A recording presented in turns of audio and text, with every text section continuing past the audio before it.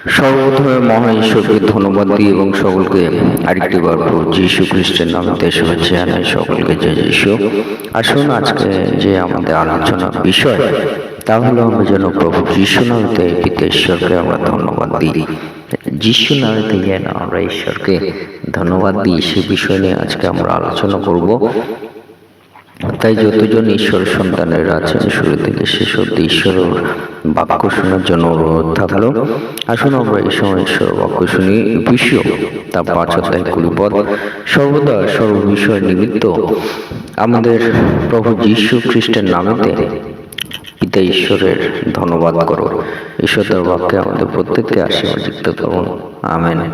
হে আমাদের স্বর্গের সর্বশক্তিমান পিতা, তোমার মহানামের ধন্যবাদ এবং প্রশংসা এবং গৌরব দিই।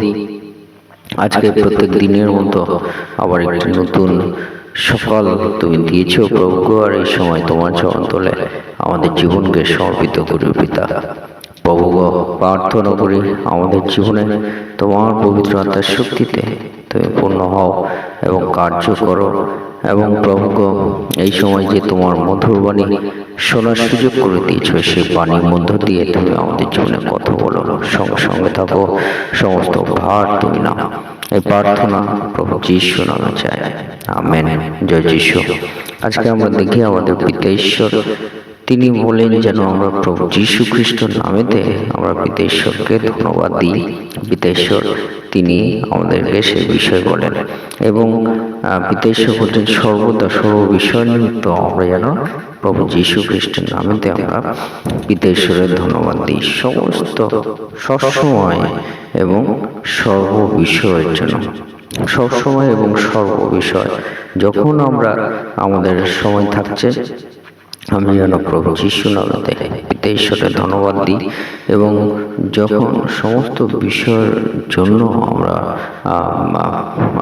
ধন্যবাদ দিতে চাই তখন আমরা প্রভু যীশু নামেতে পিতা ঈশ্বরের যেন আমরা ধন্যবাদ দিই। যেমন বাক্যেও তাই বলে, 2 কোরিন্থীয় 4:15 পদ সেখানে বলে, কারণ সকলেই তোমাদের নিমিত্ত যেন ঈশ্বরের অনুগ্রহ অধিক লোকের দ্বারা বহুলীকৃত হইয়া ঈশ্বরের গৌরবার্থে প্রচুর ধন্যবাদের কারণ হইয়া ওঠে। আমেন। হালেলুয়া। অর্থাৎ বিদেশে তিনি আমাদের বলেন যে সকলেই যা কিছু সকলেই আমাদের নিমিত্ত, আমাদের জন্য পিতা ঈশ্বর যিনি সকলেই সৃষ্টি করেছেন এবং সকল বিষয় ঈশ্বর তিনি অনুগ্রহ এবং দয়া মধ্য দিয়ে তিনি আমাদের জীবনে কার্য করতে চান, যাতে আমরা ঈশ্বরের গৌরব আমরা করি এবং প্রচুর ধন্যবাদের কারণ যেন আমরা হয়ে উঠি। ঈশ্বরকে যেন আমরা প্রচুরভাবে ঈশ্বরকে ধন্যবাদ দিই। যে কোনো বিষয়ে আমাদের ধন্যবাদের প্রয়োজন আছে এবং সেই ধন্যবাদ পিতা ঈশ্বর তিনি আমাদের জীবনে দয়া করেন, আর সে মধ্য দিয়ে আমরা যেন প্রচুরভাবে পিতা ঈশ্বরকে আমরা ধন্যবাদ আমরা দিই। পিতা ঈশ্বর তিনি আমাদেরকে বাক্য বলেন, কিন্তু সেই ধন্যবাদ আমরা কিভাবে দেব? আমরা প্রভু যীশু নামেতেই আমরা যেন সেই ধন্যবাদ আমরা দিই। প্রভু যীশু নামেতেই আমরা যেন পিতা ঈশ্বরের গৌরব আমরা করি। প্রভু যীশু নামেতেই পিতা ঈশ্বরের প্রশংসা আমরা যেন করি এবং সব থেকে প্রথম যে আমরা যেন ধন্যবাদ দিই পিতা ঈশ্বরকে। এবং প্রথম থিসলনিকীয় 5:18 পদে বলে, সর্ব বিষয়ে ধন্যবাদ করো, কারণ খ্রিস্ট যিশুতে ইহাই তোমাদের উদ্দেশ্যে ঈশ্বরের ইচ্ছা। আমেন। অর্থাৎ আমাদেরকে মনে রাখতে হবে যে আমরা যে প্রভু যীশু নামেতে ধন্যবাদ দেব, আর সেই ধন্যবাদ আমরা প্রভু যীশুতে দেব। তার কারণ কি? কারণ ঈশ্বর তিনি চান, ঈশ্বর পিতা ঈশ্বর তিনি চান যেন আমরা প্রভু যীশু নামেতেই আমরা ধন্যবাদ দিই এবং প্রভু যীশু পিতা তিনি সে প্রভু যিশুর নামেতেই ধন্যবাদ তিনি নিতে চান, অন্য কোনো নামে নয়, অন্য কোনো নামে পিতা কোনো ধন্যবাদ নিতে চান না, শুধুমাত্র প্রভু যীশু খ্রিস্ট নামেতেই পিতা তিনি ধন্যবাদ তিনি নিতে চান। তাই এখানে বাক্যে বলে প্রথম থিসলনিকে 5 অধ্যায় 18 পদে, সর্ব বিষয়ে যেন আমরা ধন্যবাদ করি, যে কোনো বিষয় হোক না কেন আমরা যেন ধন্যবাদ করি, কিন্তু সেই যীশু খ্রিস্ট যিশুতেই, ইহাতেই তোমাদের উদ্দেশ্যে ঈশ্বরের ইচ্ছা, অর্থাৎ খ্রিস্ট যিশুতেই আমরা যেন ধন্যবাদ আমরা দিই। এটাই হলো ঈশ্বরের ইচ্ছা, যেন আমরা ধন্যবাদের কারণ আমরা যে কোনো বিষয় হোক না কেন সেটাই আমরা খ্রিস্ট যিশুতেই আমরা যেন ধন্যবাদ দিই। আর এটাই ঈশ্বরের ইচ্ছা আমরা বাক্য থেকে তাই পাই। হালেলুয়া। তাই আমরা সর্ব বিষয়ে এখন ধন্যবাদ দেবো প্রভু যীশু নামেতে। আমরা ধন্যবাদ দেবো যে প্রভু যীশু তোমাকে ধন্যবাদ দিই। এবং আমরা যদি দেখি ইব্রিয় তার 13 অধ্যায় 5 পদ, সেখানে আমরা দেখি লেখা আছে, অতএব আইসো আমরা তাহারই দ্বারা ঈশ্বরের উদ্দেশ্যে নিয়ত স্তব বলি, অর্থাৎ তাহার নাম স্বীকার করি, অষ্টাধারের ফল উৎসর্গ করি। আমেন। তো পিতা তিনি আমাদেরকে বলেন যে আইসো আমরা তাহারই দ্বারা আমরা ঈশ্বরের উদ্দেশ্যে নিয়ত স্তব বলি, অর্থাৎ তাহার নাম স্বীকার করি, অষ্টাধারের ফল উৎসর্গ আমরা করি। আমেন। অর্থাৎ আমরা যেন পিতা তিনি চাইছেন আমরা যেন আসি কার চরণতলে? প্রভু যীশু খ্রিস্টের চরণতলে। আমরা যেন আসি কার কাছে? প্রভু যীশুর কাছে। আমরা যেন সমবেত হই কার কাছে? প্রভু যীশুর নামে। আমরা যেন সে প্রভু যীশুর কাছে আমাদের জীবন আমরা উৎসর্গ আমরা করি। পিতা তিনি চান এবং বলছে আমরা তাহারই দ্বারা ঈশ্বর উদ্দেশ্যে নিয়ত স্তব বলি আমরা যেন করি।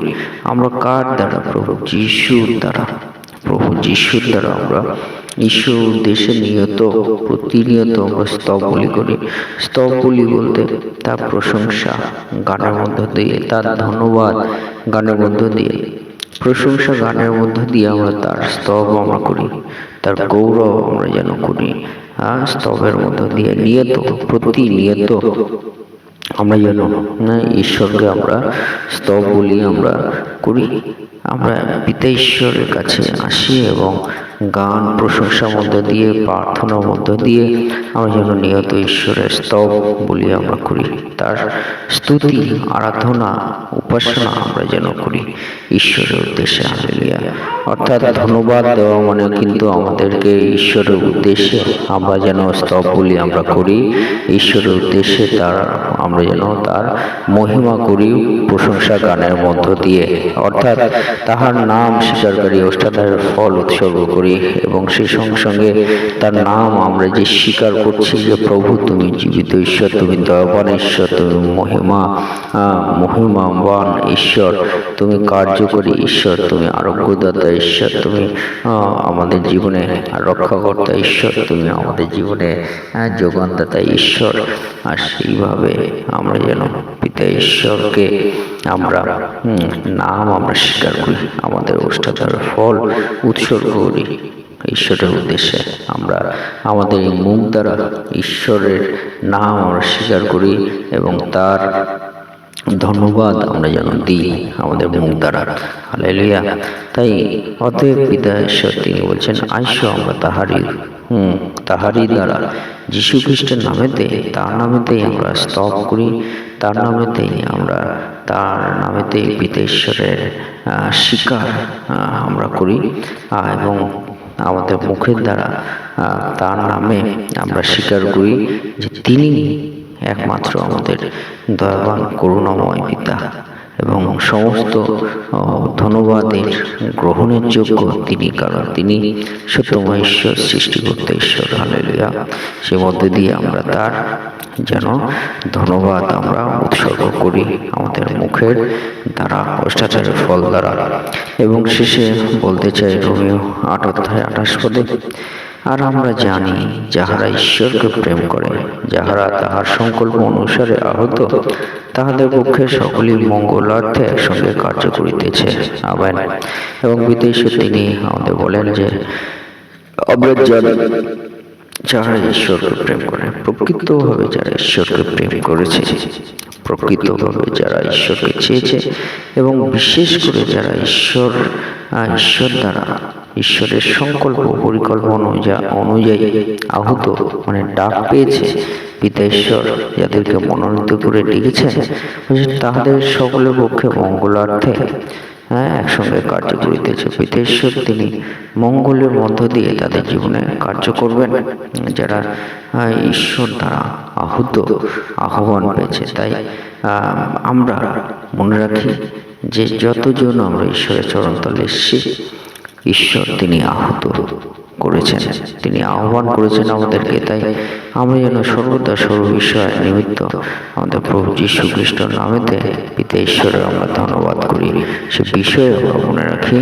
এবং সে মধ্য দিয়ে ঈশ্বর তিনি মঙ্গলার্থে আমাদের জীবনে কার্য করতে থাকবেন, তার দেওয়া জীবন পথে চলার শক্তি দান করবেন। ঈশ্বর দেবকে আমাদের প্রত্যেককে আশীর্বাদ যুক্ত করুন। আমেন। জয় যীশু, জয় যীশু।